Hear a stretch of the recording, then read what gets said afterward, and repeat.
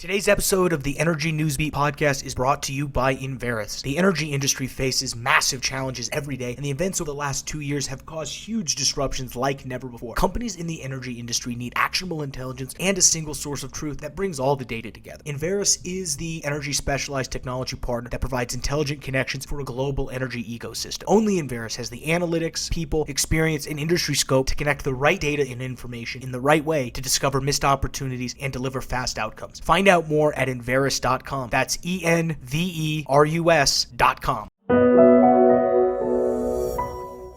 Hey, good morning, everybody. Today is not only a great day, it's a worldwide great day. My name's Stu Turley, President and CEO of the Sandstone Group, and I'm here with our guest from Copenhagen, Thomas Jam. Thomas, thank you so much for stopping by the podcast today.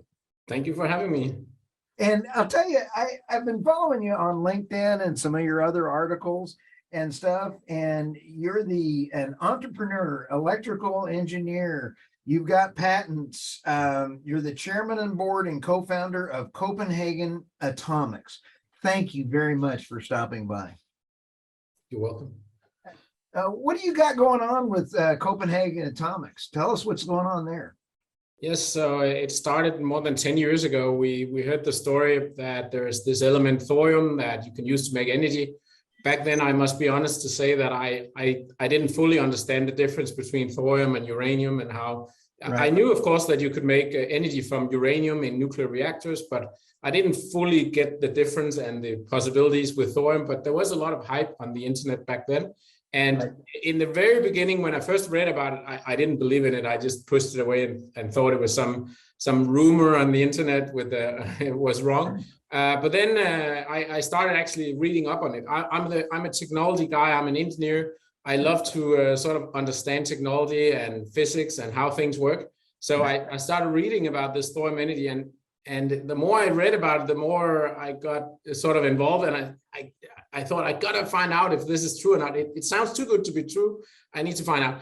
And then I went to some international conferences about nuclear energy and one about thorium energy in particular. And I had a chance to ask all the experts there. There were PhDs in nuclear engineering and people who were very eager about thorium energy. And I asked them questions. And when I came home from that conference, I realized that this is definitely not a hoax. I mean, all the things they said, it made sense, and they said, like, if I asked 3 different persons, they said the same, they gave the same answer. So I knew that there was something here. And then I had the great fortune that there was one guy in Denmark, sort of an older guy, who had worked on the molten salt reactor experiment in Oak Ridge in the 60s.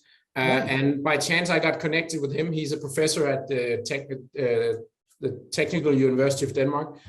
So I went to talk to him and he said, yeah, we did all these experiments in the 60s and 70s and it absolutely works. There's no problems. And I was not very good at chemistry. So I had many questions about chemistry. I asked them to him and other people and they explained to me, yeah, it is possible. I was like, okay, so we have sort of an energy source that is almost unlimited and it costs almost nothing. Why are we not doing it? And long story short, then I met with some people who had the same opinion, and we ended up starting a company. And here we are, sort of 8 years later, and now we're building the first reactor, first molten salt thorium-based reactor. And I believe we're the only company in the world building a thorium molten salt reactor right now. China has a government-sponsored program where they are also building one. However, that one in China is a little bit different from the one we are making. Now, tell me a little bit, because we have fusion, we have fission, and then because we all understand that you can take nuclear, you get it, and then, my head explodes because I believe in getting the lowest cost power to everybody on the planet. Let's elevate everybody out of poverty. And this one, when you were talking about thorium, it's plentiful. It's not like uranium. Can you tell us a little bit about that and where you are in the development stage on this reactor? Because this is cool. Yeah, I think so too. Okay, so back in the Manhattan project and also all the nuclear reactors we've built since then, they more or less all of them run on what is called uranium-235, which is a particular isotope of uranium that is very rare in nature. We can find it in nature, but then It's mixed with another isotope of uranium-238, so that it's really difficult to make a nuclear reactor run. It is possible, but it's not ideal, and therefore we have a technology called enrichment, which was developed all the way back during the Manhattan Project, and almost all the reactors we've built since then use this enriched uranium, where you try to upgrade it so that it has more of this uranium-235. And it works well. I mean, there's more than 1,000 reactors if you include the military reactors, and most of them has worked really well. There's been a few accidents, but if you compare to other industries, it's really a minor issue. And that's uranium. And then how is thorium different? And actually, the truth is that they also found out during the Manhattan Project in 1942, they found out that you could also split. You can upgrade thorium to become something called uranium-233, which you can also fission and get a lot of energy. But this uranium-233 does not exist in nature, so it has to be man-made, and we make it from thorium. So we get thorium in nature, and then we upgrade thorium in a reactor to uranium-233, and then we fission that. And that is a much better fuel than uranium-235 or even any of the other fuels. So this is why thorium is better, is because you can actually you can use fuel more efficiently. And what we have developed in Copenhagen Atomics is a unique type of nuclear reactor where it is possible to take discarded fuel or spent fuel from all the old type of reactors, and then we can take that fuel and get 10 times more energy out of it. And even at the same time, it also becomes less of a radioactive problem. You know, spent fuel from old reactors usually needs to be stored for 10,000 years or 100,000 years. But when we have sort of extracted more energy out of it in the Copenhagen Atomics waste burner, it only needs to be stored for 300 years. Talk about green. You're going to have no carbon. You're going to be able to use old atomic waste. Holy smokes, this is a home run for energy. It is. And if you think about all the energy that all these old reactors have now created for, 60 years, we can make 10 times as much energy out of the waste that are lying around right now, and nobody knows what to do about it. So, I mean, the reactors we had in the past, they of course only supply roughly 5% of global energy. But now that we can get 10 times more energy out of it, the same fuel, which we've already done the mining. We still need to mix it with thorium, but thorium is actually very, very plentiful, so it's not a problem. And then we can get a huge amount of energy out of it. And here's the next thing that really made me want to build these reactors, is that the thorium-based reactors is actually a lot easier to build than these classical nuclear reactors. The classical nuclear reactors are always really, really big buildings, and they're expensive to make, and it takes 10 years sometimes to construct one, and they use very expensive equipment inside.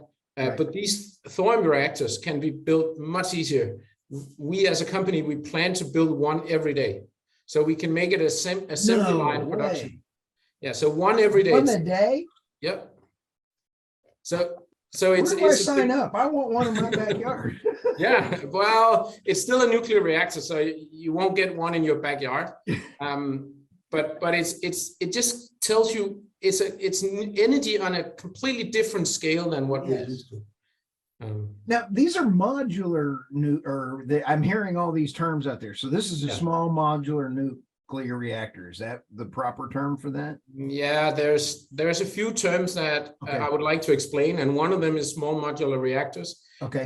That term comes in sort of a group of terms, which is sort of sometimes called classical reactors or large light water reactors or pressurized water reactors. And then in the other end of the scale, there's something called micro reactors, which is supposed to be even more tiny than the modular reactors. What is called small modular reactors, the thinking behind that term when it was developed in, 20, 30 years ago, was that you're supposed, instead of building one big reactor at a site, then you build a reactor in some modules in a factory, and then you ship those modules to the site, and then you assemble the modules. Got it.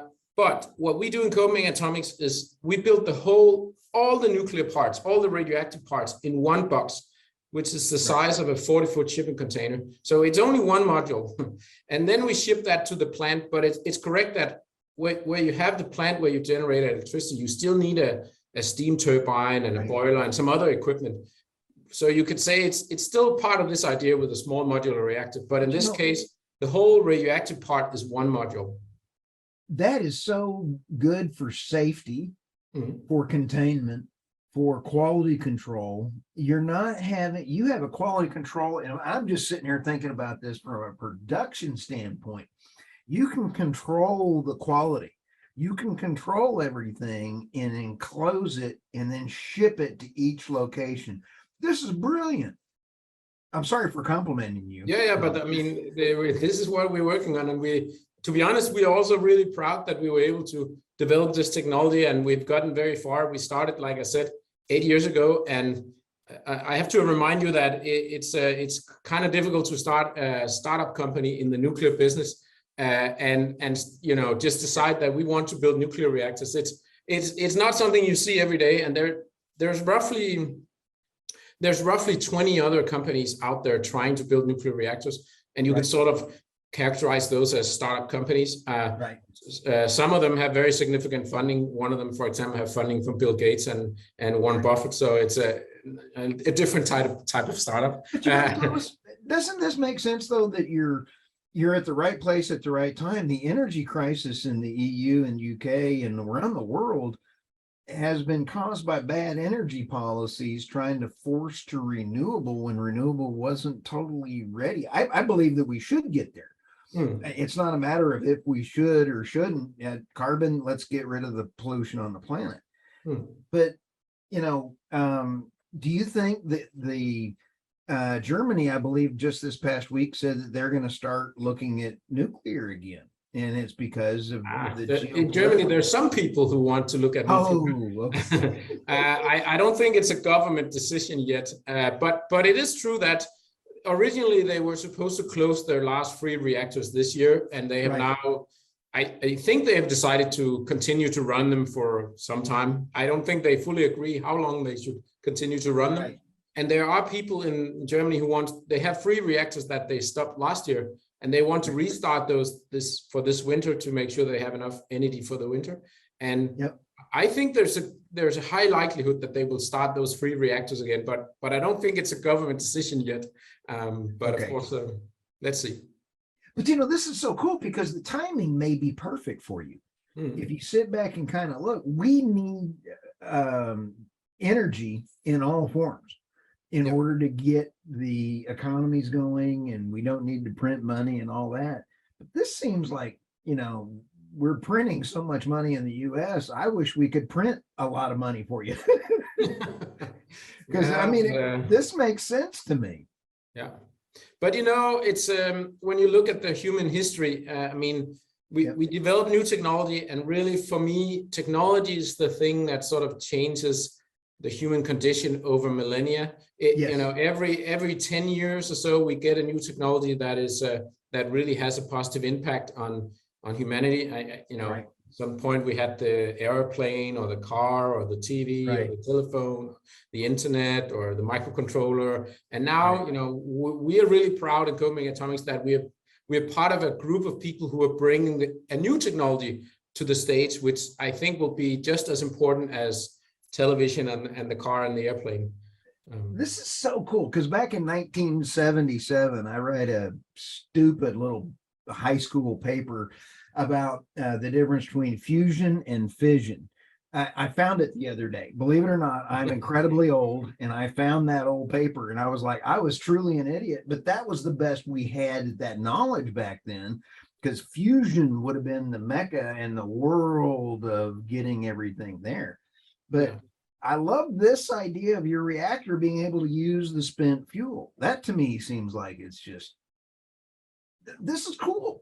Yeah, we need to get it online, and that's also why we are building a reactor. I mentioned before that there are 20 companies around the world. Right. I think only 1 or 2 of them are building a reactor right now. The rest of them are sort of making what we call paper designs and studies and the right documents. How many years away do you think you are without breaking any non-disclosure. Yeah. I mean, that's pretty official. I mean, this year we will start testing the reactor with non-radioactive salts. Nice. That's sort of one of the first steps.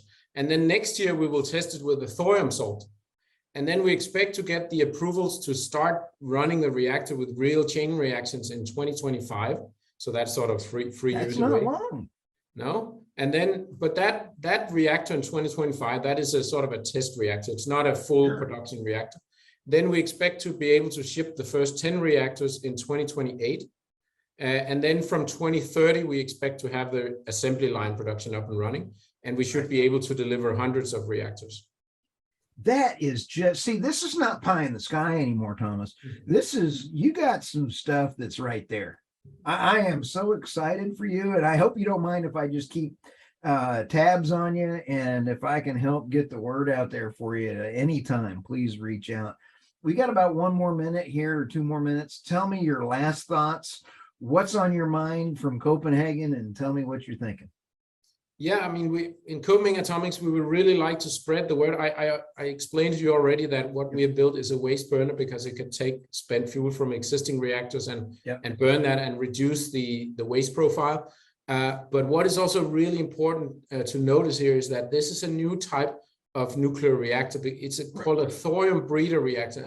And what is important about that is once you have a breeder reactor, it's a type of reactor that generates more fissile fuel than what it consumes. So we start on this cocktail of spent fuel, but then once the process get up and running and start producing this uranium-233, which is an excellent fuel, then we can actually continue to run this for 100 years or more without adding any new fuel. So every time we start one reactor, we only need to add thorium for the next 100 years. It will just continue to run. And thorium, many people don't know this, but thorium is an element that we get from mining. And we already get so much thorium out of the ground from existing mines around the world that we could cover all humanity's energy needs. I mean, we don't even need to open new mines. And actually right now we're trying to get a big order of thorium, of 5,000 tons of thorium, which we will use for the first a little more than 500 reactors. Wow. This is just cool technology. Thomas, again, thank you so much. I know your time is very precious, and I just really appreciate you stopping by our podcast today. You're welcome. Your contact information is going to be out there, because I think you're going to be one of the important discoveries coming around the corner here. Thank you very much. Thank you too, and have a great day.